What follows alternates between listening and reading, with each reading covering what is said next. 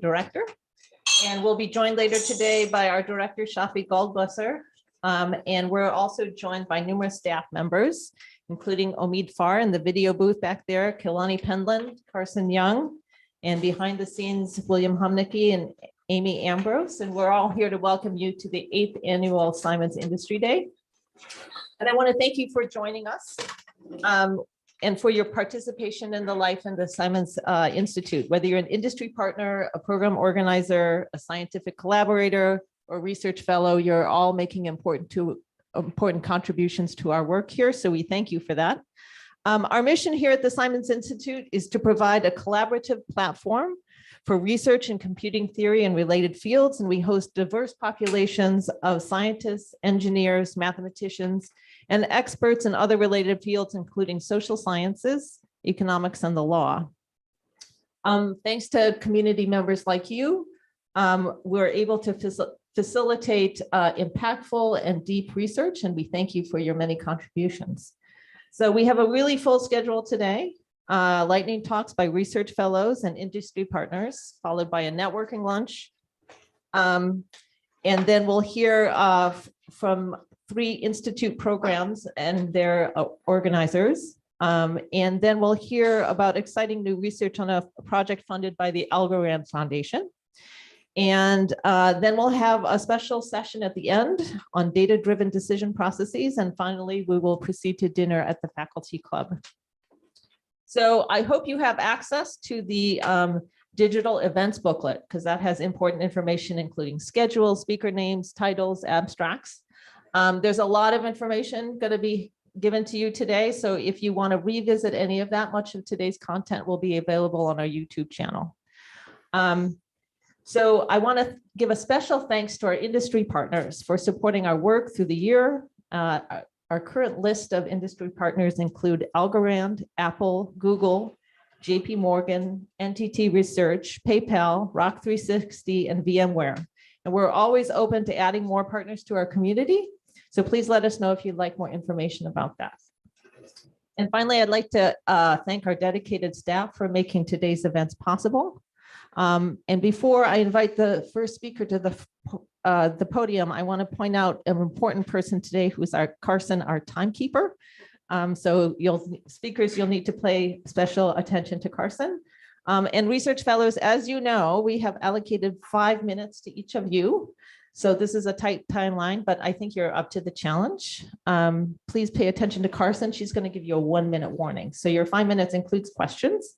And at the end of your talk, please introduce the next speaker. There's a list of speakers underneath the laptop. Oh, okay. I'll put it on the side table. Oh, thank you. So you have it. So please introduce the next speaker and their title. And our first fellow is Ziv Scully, and his talk is on new practical lessons from queuing and scheduling theory.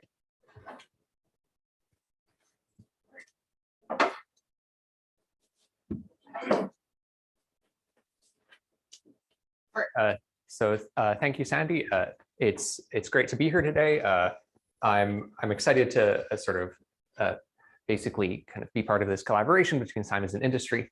And so what I'm going to tell you about today in this sort of very quick talk is I'm not really going to tell you about any practical lessons from queuing and scheduling theory, but I'm going to tell you that there are new practical lessons from queuing and scheduling theory.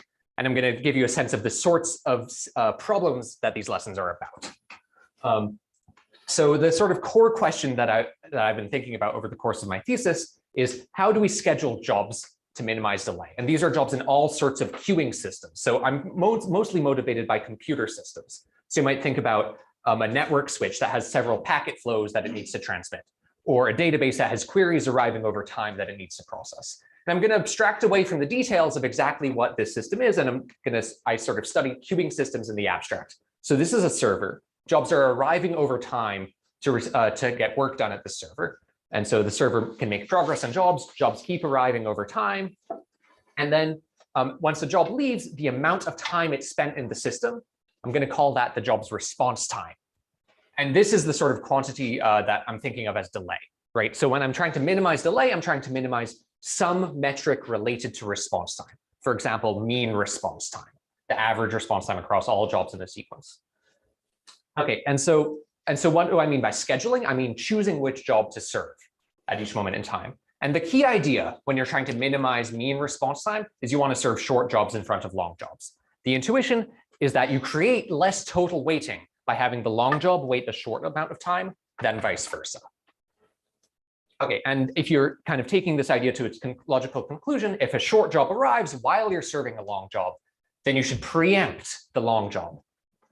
That is, pause it, switch it out for the short one, and start doing that. And so this gives you a policy called shortest remaining processing time. At every moment in time, serve whichever job is the least remaining. And this is optimal for minimizing mean response time. Okay, so I asked this question at the top of the slide, and I gave you an answer, SRPT. So why is that not the end of the field, right? Why? And the answer is there's lots of reasons we might not use SRPT. Either we don't want to use SRPT or we can't use SRPT in practice. So for example, one reason we can't use SRPT is if we don't know which jobs are short and which jobs are long, if we have unknown job sizes. So this might look something like this, where you might be doing a database query, you know how much work you've done already, so you know kind of the progress, but you might not know how much is left because you don't know how many rows are going to make it through this scan, blah, blah, blah. So lots of settings in practice with unknown job sizes. Another reason we might not want to do SRPT is we might have a multi-server system. So this optimality result for SRPT has been proven for single server systems. What if you're in a multi-server system? Is SRPT still a good idea? Does something go wrong? Another reason we might not be able to do SRPT is if we have some sort of preemption limitations. So this might be something like overhead, something like you can't preempt jobs at every moment in time. Here's a sort of interesting type of preemption limitation that comes up in computer systems is, so you can think of SRPT as sort of prioritizing jobs continuously, right? As a job's remaining size decreases, its priority gets better and better continuously. But in many computer systems, you can't do this. So for example, in a network switch, when you buy a network switch, it has some number of priority levels built into the hardware, like 4 or 8. So you can, if you want to implement SRPT, you have to sort of bucket things. So how should you choose the bucket boundaries? How many buckets do you need? How expensive of a network switch do you need to buy to get good scheduling? Okay, and then lastly, a reason we might not want to do SRPT is we might not care about mean response time. We might care about other metrics instead or in addition. So we might care about the tail of response time, percentiles, other things. And so these are obstacles we face in practice. And the sort of problem I've been working on is that we don't have the scheduling and queuing theory to address these obstacles. And so what is my research agenda is basically developing new tools in queuing and scheduling theory to address these obstacles. In my thesis, I have 2 of these tools that have cute names like soap and wine. And the sort of impact that I'm excited to sort of talk with you all throughout the day is that the lessons we learn in the sort of theorems we prove with these tools actually have nice practical takeaways. And so here are 4 examples of these practical takeaways. And if you're interested to hear more, please feel free to get in touch or talk with me throughout the day. That's it. Thanks for your attention.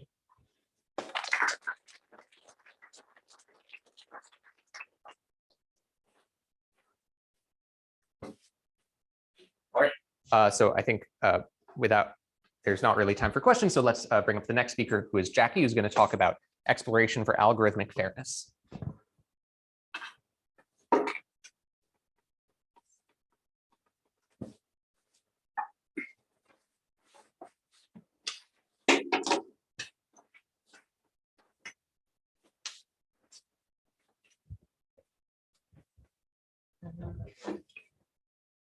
All right, hi everyone. My name is Jackie. So I'm a research fellow here, and I'll be joining NYU Stern as an assistant professor in the next year. So I'm interested in sort of algorithmic fairness, and so I'll talk a bit about sort of one problem in this space. And so at a high level, I think of algorithmic fairness as any time an algorithm exhibits some sort of undesirable disparity that can have a pretty big impact on society. And so there's many ways that such an undesirable disparity may arise in practice. But one way that's common in practice is the disparity stems from the data set, right? Because the data set is kind of unrepresentative of the population you're interested in. So to give you a concrete example, in the kind of a precision medical setting, it is it has been shown that there's actually some concern that there will be an increase in kind of inequalities in healthcare because of data sets, because data sets are kind of non-representative of this population we're interested in. And so basically, I'm saying that there's some sort of bias in the data generating process. But if you look at the literature on algorithmic fairness, most of it will try to modify the algorithm so that it's more fair for some definition of fairness. But if the underlying issue was with the data, then this is not really going to solve the original problem, right? And so the obvious solution to this problem is to simply just collect more data, right? Or collect more representative data. And so doing this is, of course, not always easy, but one sort of natural way to collect more representative data is to simply kind of continue collecting data once you've deployed the algorithm in practice, right? So once you've deployed the algorithm, you'll make decisions, but then once you make decisions, you'll generate more data, and then you can kind of feed this back in and then update your algorithm. And sort of this idea of adding this feedback loop is essentially in the machine learning space. It's called online learning, which is a very large field in machine learning.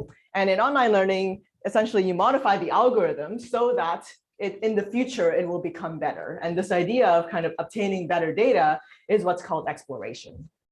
So online learning is a very well-studied field in machine learning. And essentially, I'm saying that just using online learning is actually a way to tackle problems, such problems in algorithmic fairness. And this is kind of a theoretically well-backed claim. But the main downside of using online learning is the fact that you have to explore, and exploration kind of by definition is costly in the short term.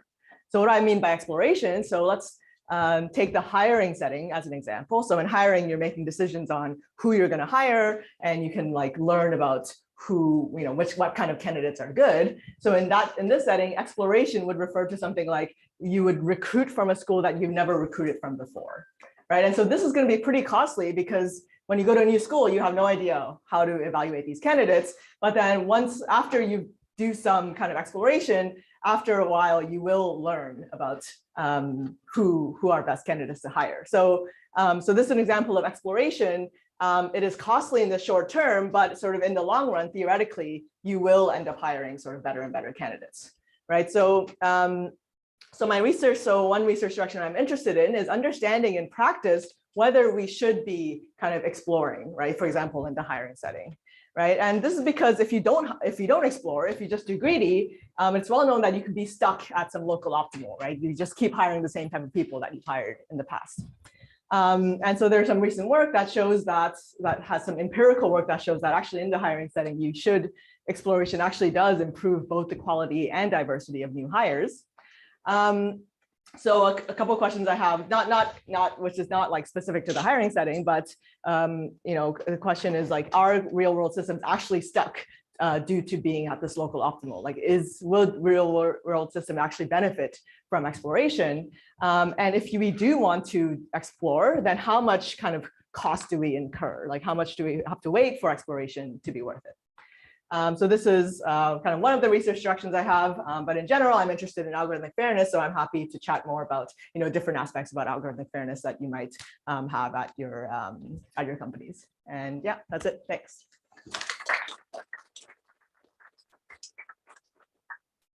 So the next talk will be by Kang-Ning Wang, who will be talking about fair provision of public goods.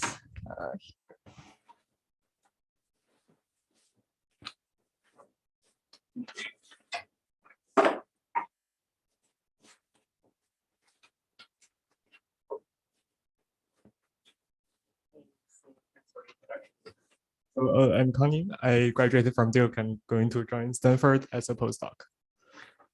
So in this talk, I'm going to talk about a more concrete problem. So consider the following two democratic processes. The first is called participatory budgeting, where let's imagine a city is deciding what projects to fund using its limited budget. And voters can have different preferences, and they can express their preferences through their votes. And the goal is to find a fair solution to all the voters. Suppose, for example, some voters may prefer to build a new park, and some other voters may prefer to build a new hospital, but the city may only have budget to build one of them. So we need to design a fair process to find a solution. Another related democratic process is called committee selection, where say a country is electing a parliament of a given number of seats from some candidates. And again, voters can have different preferences, and we want to design a process to find a fair solution. And we want to point out that these two are mathematical abstractions that also work for other settings. For example, in the fair clustering problem, we want to select K centers to be fair to all the data points. And as another example, in the fair shared caching problem, there's some common space for caching, and we want to design a fair caching policy to all the processes using that common space. So we adopt the notion of the core, and the notion of this core is a classical notion in economics, and the general idea can date back to the 19th century. So the idea is, say the budget limit is B and there are n voters, then we want each voter to have an equal voting power of B over N. And we say a solution is in the core if there's no subset of voters who can deviate using their own budget so that each deviating voter is better off. And if there's no such deviation, then we say a solution is in the core. So the core captures group fairness for all subsets, and it's a strong notion of fairness. So it's not surprising that the core can actually be empty in many cases. So as computer scientists, when something may not exist, we want to provide guaranteed approximations to that notion. So we actually can show that constant approximate core solutions always exist, in the sense that if each voter only retains a constant fraction of their voting power when they deviate, then core solutions always exist. And that's another example of if each voter only deviates to solutions that are much better to them, then core solutions can always exist as well. So that's all of my talk. Thanks.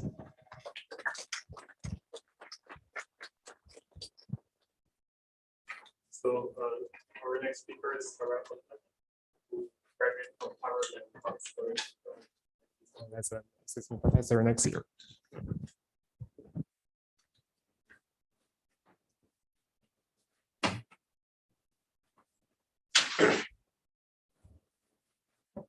Hello, everyone. My name is Hara. To say it approximately correctly, just ignore the C in front of it. I'm a fellow here at UC Berkeley for the year, and then I'm going to join MIT as an assistant professor of operations research and statistics. So I'd like to talk to you about my research, which is on incentive-aware machine learning for decision-making. And let me just give you an idea of what these like buzzwords mean. So I'm sure most of you in this audience know that machine learning algorithms are currently being used for decision-making in many consequential decision-making scenarios. So for example, a machine learning algorithm may decide whether you qualify for a loan or not, whether you will get probation, whether after an interview with a video interview software, you will be invited for an on-site interview and ultimately be given the job of your dreams, and whether students who apply to college will be admitted to the colleges of their choice. Now, because people, humans, know how consequential these decisions are, they oftentimes try to change the data that they feed into the machine learning algorithms in an effort to obtain better outcomes for themselves. So in the loan approval example, we see that people sometimes increase the number of credit cards that they have, or try to increase their bank accounts, the number of bank accounts that they have, or they improve their credit history right before applying for a new loan. In the college admissions example, we see that students try various ways to improve their GPA. They oftentimes retake the GRE or pay for tutoring classes. And an interesting example of strategizing is that they usually change schools in order to obtain a better in-class ranking. And similar examples of strategizing can be observed also for the video interview software case, where people may try to dress a certain way, they may try to hide piercings and tattoos and change the way that they talk, hoping to be perceived as a different demographic. Now, I'd like to point out that here, when I talk about people changing the data that they feed into these algorithms, I don't just mean people gaming the algorithm. I also mean people trying to improve their data, to improve their qualifications for the algorithm. What is the problem here in general? The problem is that if machine learning algorithms ignore people's incentives and the reactive behavior that they have, then we risk making policy decisions that are incompatible with the original policy's goal. And this is what my research agenda tries to tackle under the name of incentive-aware machine learning, where I studied the effects of strategic behavior both to institutions and society as a whole. And subsequently, I tried to provide algorithms to adapt to this strategic behavior of agents. So every time that someone talks about an incentive-aware machine learning system, I want you to keep in mind that there are three key stakeholders that we think about. The first stakeholder is the institution. The institutions are the mechanism or algorithm designers. For example, they're the school, the justice system, a company, whatnot. The actions that they can take is that they deploy learning algorithms in order to predict accurately the future. And the goals are various. They can strive for justice, they can strive for better profits, and so on and so forth. The second stakeholder is the individual. The individuals are people, the data providers, who supply their data to these algorithms, and they are judged by these algorithms. The goal of people, of individuals, is to get the best outcomes for themselves. So in the loan approval example, when you're applying for a loan, you want to get the loan. You're not just applying for it. And the actions that you can take is that you can try to change your data strategically in order to be perceived as someone who is qualified. And finally, we have society, who includes all people as a whole. The goals of society are very broad. We strive for fairness, robustness to bad actors, an increase in social welfare. And the actions that we can take is to regulate and create public pressure. So whenever we talk about incentive-aware machine learning systems, I'd like to think about the whole ecosystem. And some of the research directions that I've worked on is, on the one hand, algorithms that are robust to incentives when we have a very clear view of what the behavior of the agents will be. These algorithms are from the institution perspective. Algorithms that not only are they robust to agents strategizing according to a very concrete behavioral model, but also they are robust to agents slightly deviating from this behavioral model because they can be like slightly irrational. And importantly, from the societal perspective, what are the effects of algorithms that are non-transparent in this whole ecosystem? That was all for me. Thank you very much. And then the next speaker will be Nilin Abrahamsen. I'm sorry if I butchered the name, talking about taming the sign problem of explicitly anti-symmetrized neural networks via RAF attention.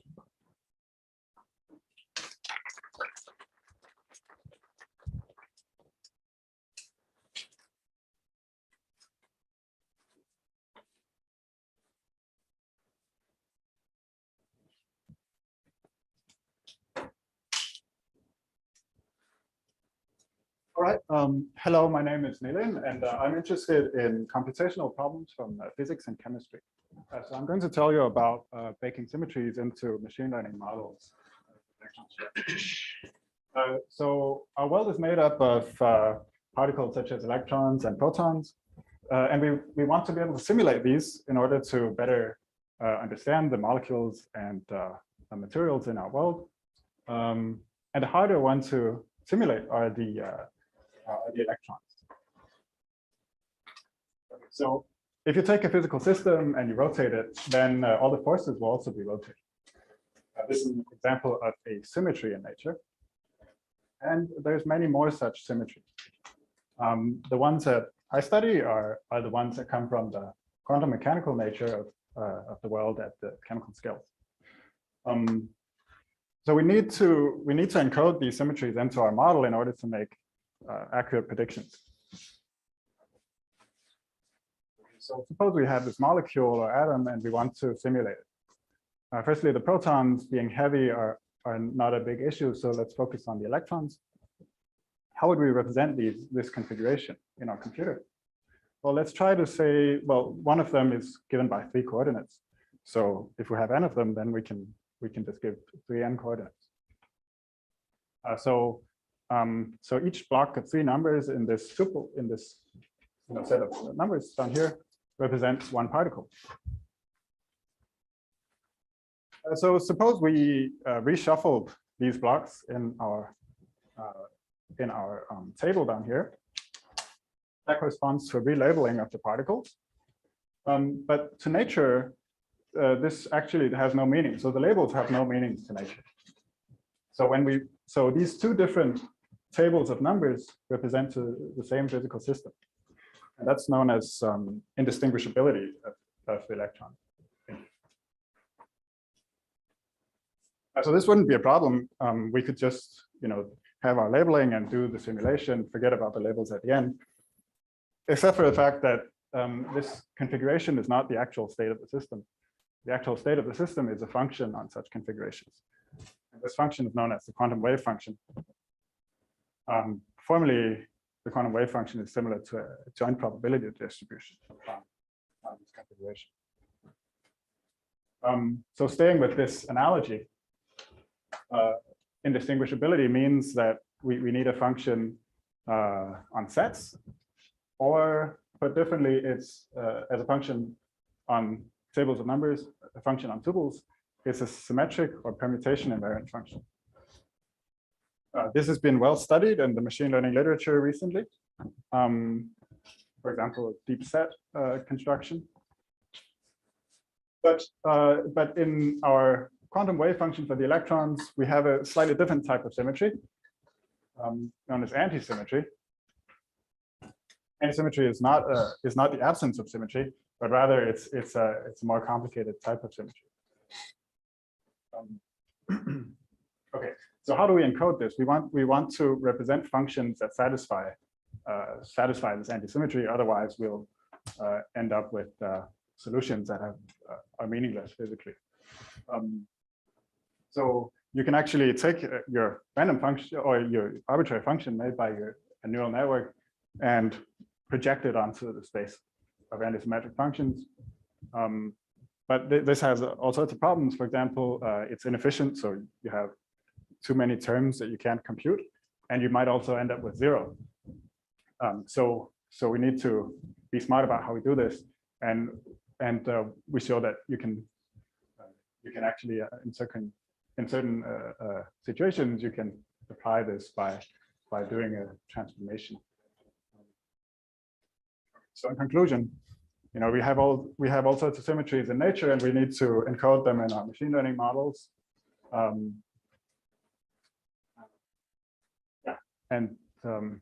If you have any questions, you can email me. So the next speaker is going to be Souvik Dara, who will talk to you about clustering on large network. Thank you very much.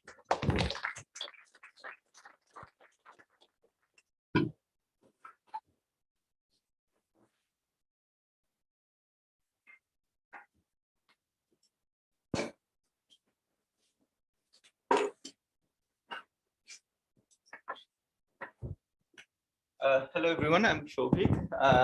I'm a Simons Berkeley Fellow here. And before coming here, I was a Shram postdoc at MIT Mathematics and Microsoft. So I'm broadly interested in analyzing large-scale networks. And my background is in applied probability. I sort of like to study probabilistic and statistical questions on networks. So today I'll be giving you one example in graph representation learning. So you can find graphs everywhere nowadays, these large networks. If you look at World Wide Web, social networks, human brain, so on. And these graphs are difficult to analyze because there is inherent structure in the data, right? So over the past 5 years or so, an interesting idea that came up in the graph and machine learning community is the graph representation learning. What you do is you learn some features about the graph and use that feature to do your prediction on the graph.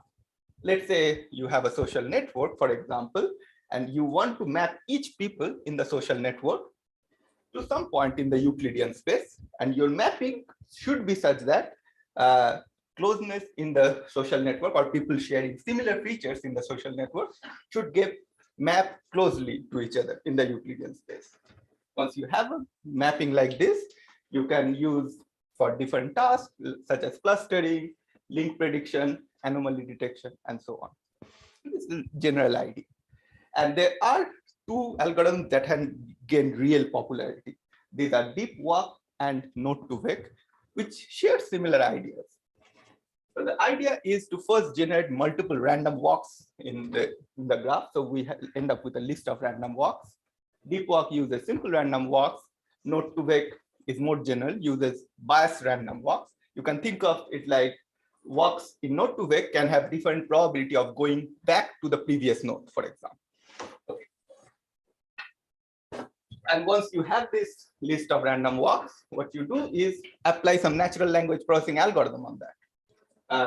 So for example, you can apply word2vec algorithm, and you can treat these random walks as sentences and the nodes as words. Okay.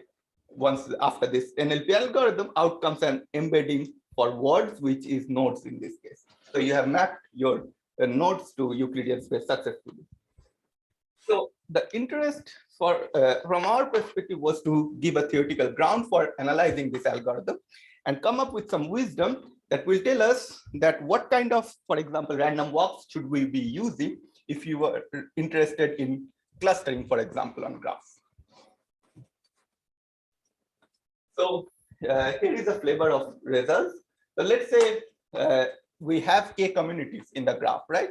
And the edges are generated using some independent process. So this is a generative model.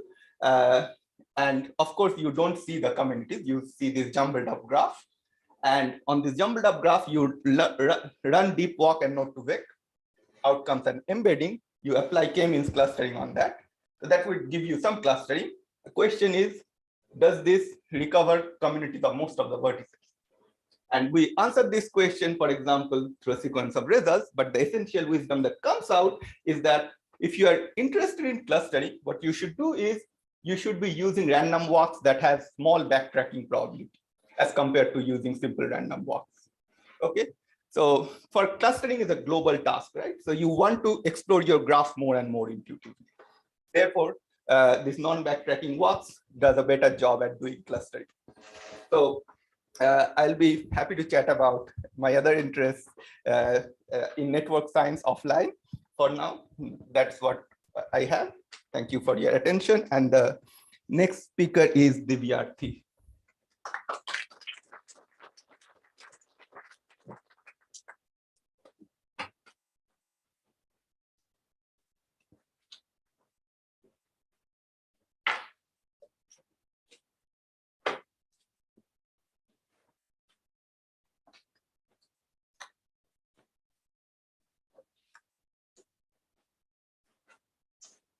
Yeah, hi everyone. I'm Divya Mohan, and I'm a postdoctoral fellow at Tel Aviv University, and I work with Michal Feldman there. But I'm also a research fellow here for the semester at the Feminist Institute. And today I'll be talking about my work, which broadly lies at the intersection of like algorithms, economics, and game theory. In particular, I like to think about like the effects of like complex strategic interactions in these regimes and figure out like how we can tackle them both in like core questions and mechanism design, and also thinking about models that are more like practically relevant and like understand practical phenomena that happens. So I'll just like briefly give a quick overview of like what I mean by this today. So yeah, of course, algorithms are everywhere, and moreover, algorithms and humans are like interacting more and more in the modern world.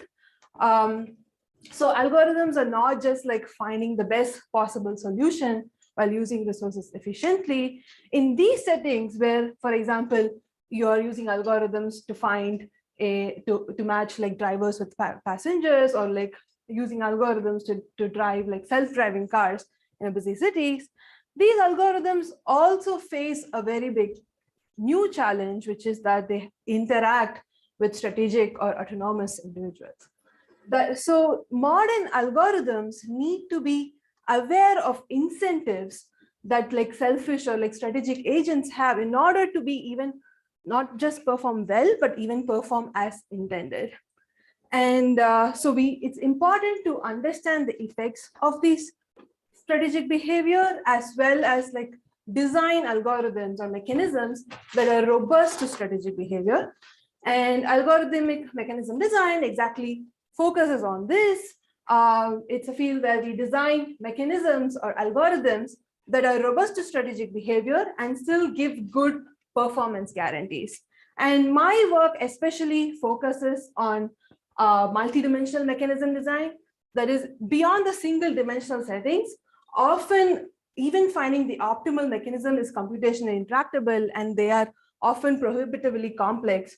So I tackle this through the lens of approximation and study when and how we can design simple mechanisms that are robust to strategic behavior and give provable performance guarantees. And more broadly, the field of algorithmic game theory tries to understand the effects of strategic behavior. And in particular, my work focuses on understanding the interactions between agents and like how they communicate and learn from each other to understand like very prevalent social phenomena such as like polarization or like misinformation, information propagation that happens. And yeah, with that, I'll wrap up today. And the next speaker is Shuang. He's going to be talking about transmissional neural networks.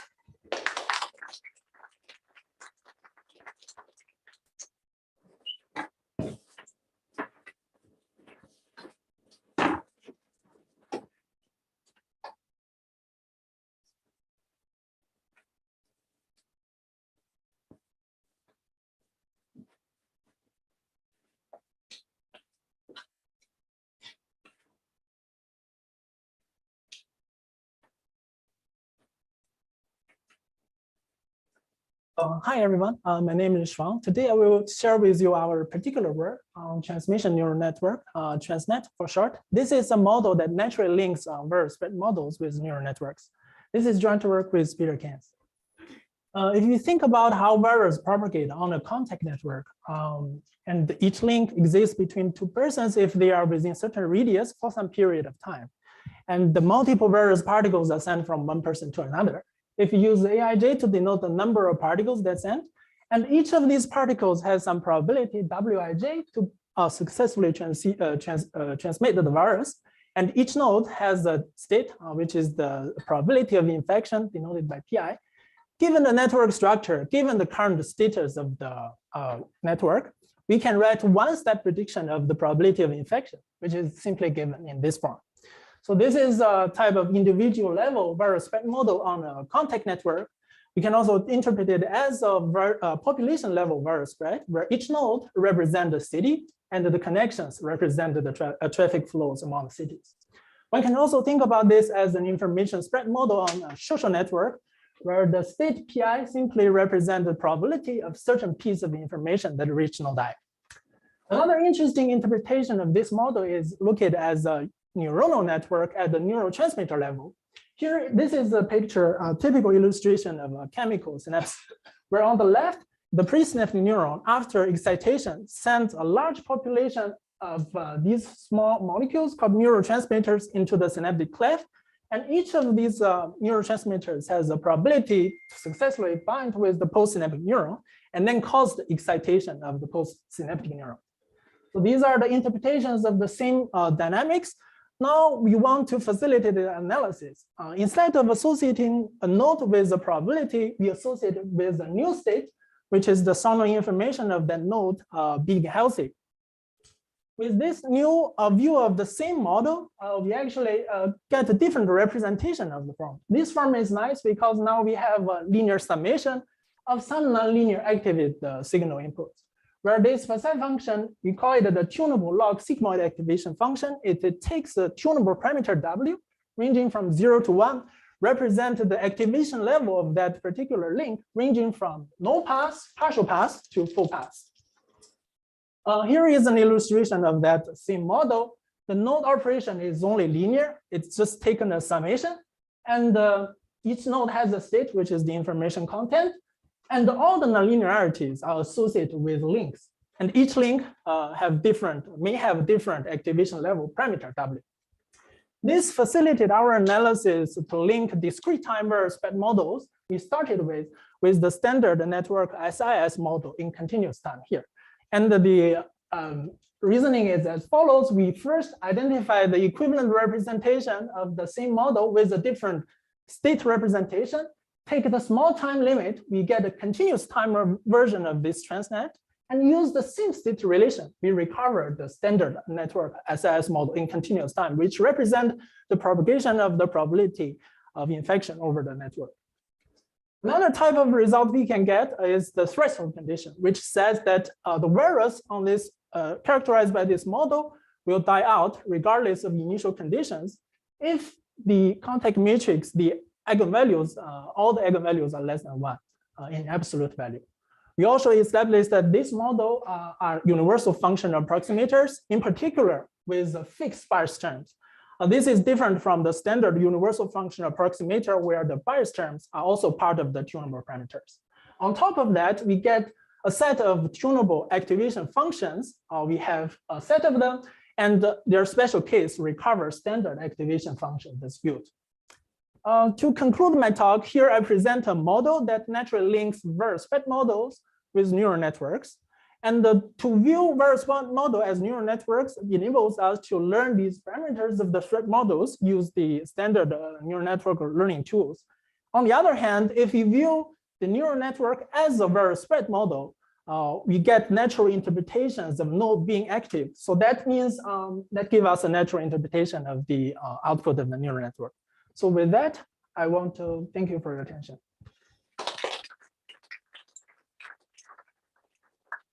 So the next speaker is Claire Donat on understanding the geometry of graph neural nets.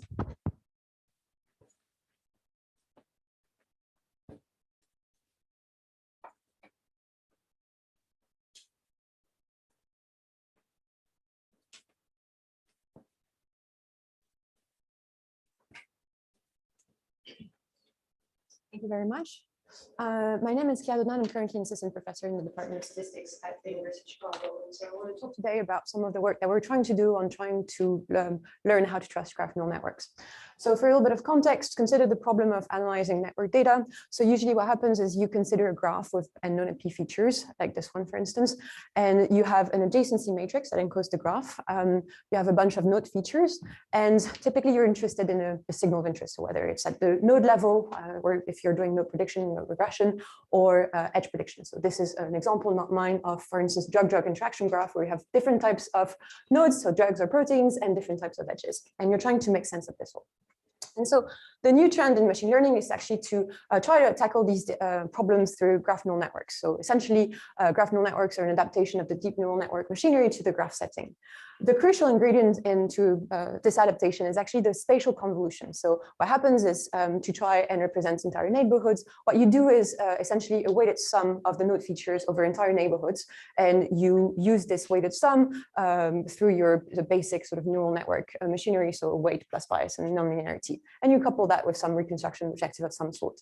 Now, essentially what this is also saying is that you have an underlying manifold, right, where some latent representation exists, and conditionally on that latent representations, you can sort of generate the features and the adjacency. And GNNs can be understood as a way of recovering this latent representation. The problem that arises is that graph neural networks are very ill understood. And so to be able to be trustworthy and deployable in real life applications, you actually need a little bit more sort of intuition as to what happens. And the topic that we're trying to do is understand actually how they're estimating this underlying manifold, how they're trying to, I guess, what are the properties of the manifold that they're recovering. And so I'll give a quick highlight of what we're trying to do, for instance. So in recent work, for instance, we try to analyze the impact of the convolution operator. And so to this end, we distinguish two general families that are being used for doing this convolution. So symmetric family, where pretty much what you do is you take the adjacency, you add a self loop with weight beta, and then you sort of symmetrize it by dividing by the degree of this augmented adjacency at the power alpha, where alpha is between 0 and 1, and the row normalized. So for instance, graph stages among this family. And the idea is, okay, so if we use different convolution operator, what is the impact of M? So this is not very well understood in literature. People generally care about accuracy, but not so much the properties of the manifold. And the reason why we're interested in these two families is actually can tie them to better understood objects, for instance, diffusion maps that were studied in the early 2000s.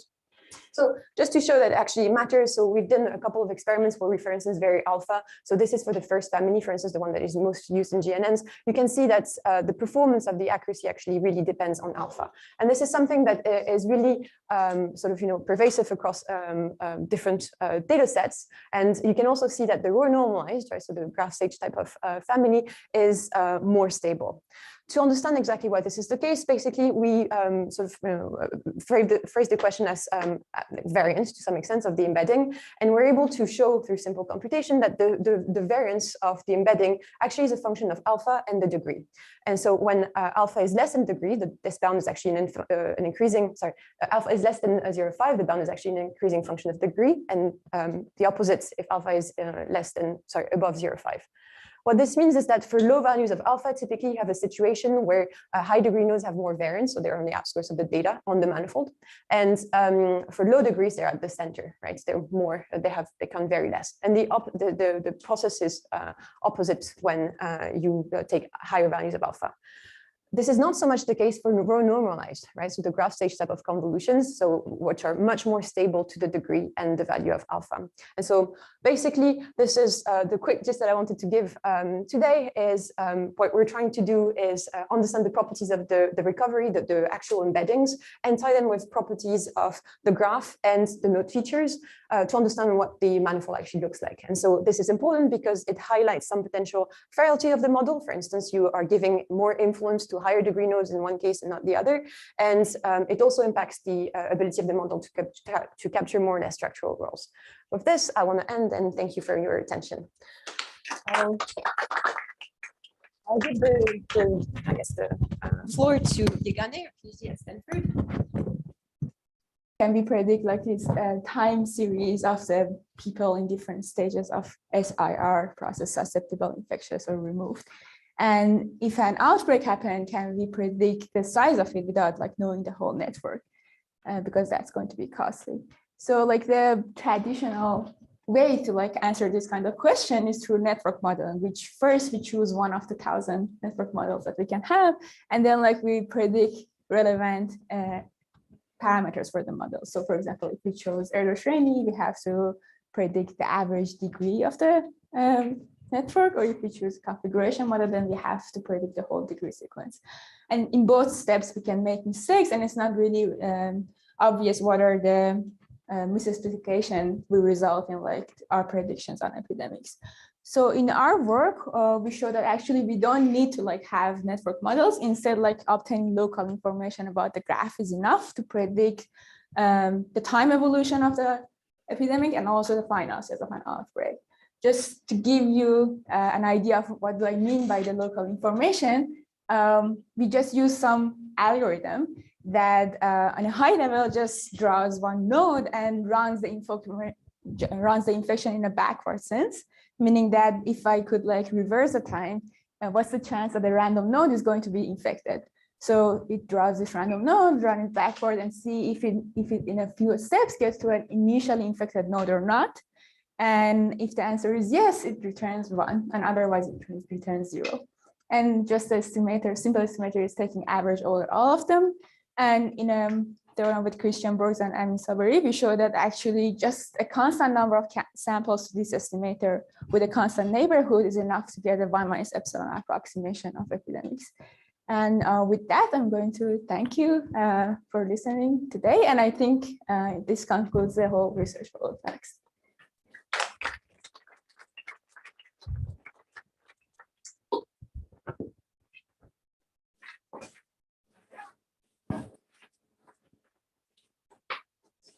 Yegane and all the fellows for great talks this morning.